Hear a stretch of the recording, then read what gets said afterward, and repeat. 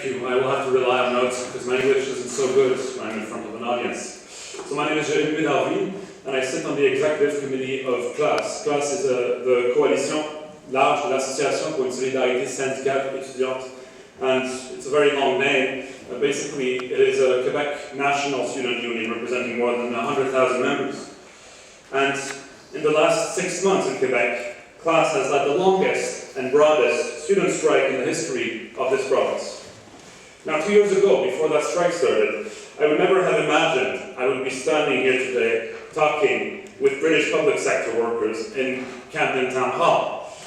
No, 2 years ago we were facing one of the worst neoliberal governments Quebec had ever seen, and we were frantically trying to get a campaign off the ground to defeat their latest announcements, which were tuition hikes, that they would be raising tuition fees for universities. I guess that sounds vaguely familiar to Britain, but when the Millibank protests happened, we were at the beginning of a 2-year-long escalation campaign against those tuition hikes.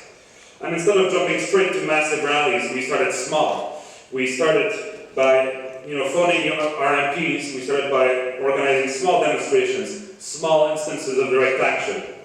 And above all, we mobilized and stimulated our base. CLASSE is a coalition of the more radical student unions of the province, and our core way of functioning is called direct democracy. It's the belief that student unions should be controlled by their members rather than executives, from the grounds up. And over time, our members gave us the mandates in democratic general assemblies to escalate.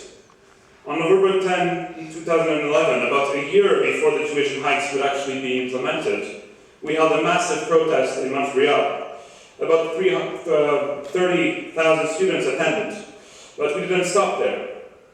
We don't think periodic demonstrations are a political end. No, November 10 was a warning shot.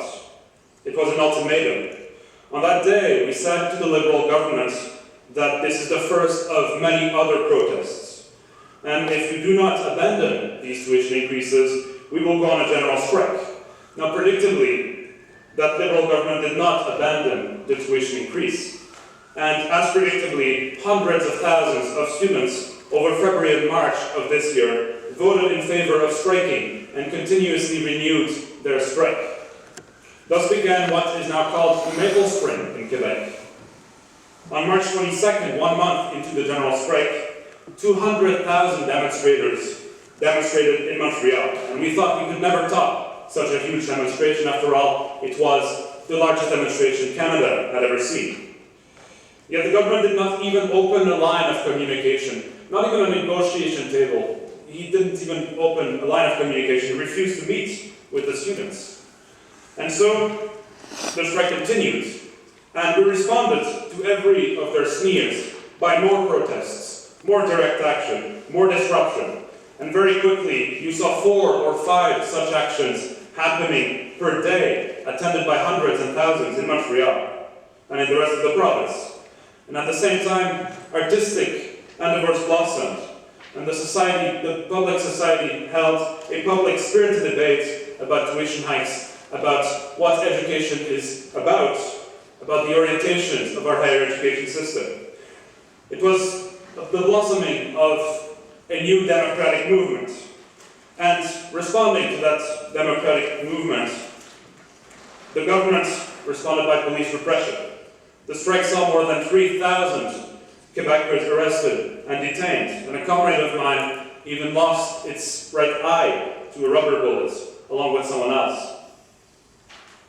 And then, after weeks of this, came a back-to-work legislation, or a back-to-school legislation in this case, called Bill 78, was rushed into the National Assembly.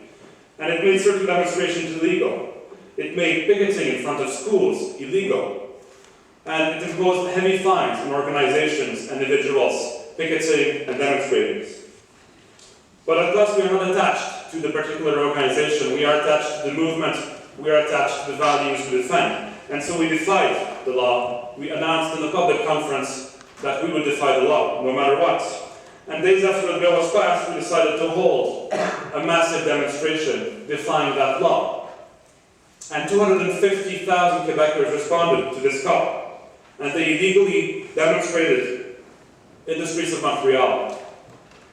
Now, this was the largest, it was unseen in history. So many Quebecers going on an illegal march that was civil disobedience on a scale Quebec had never seen.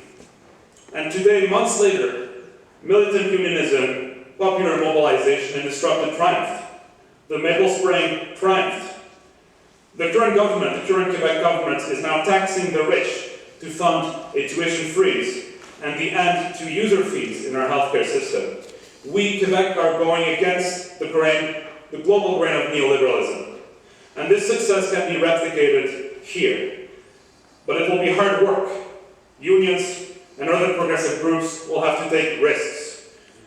They cannot afford to stop at the October 20th demo. We have to go further.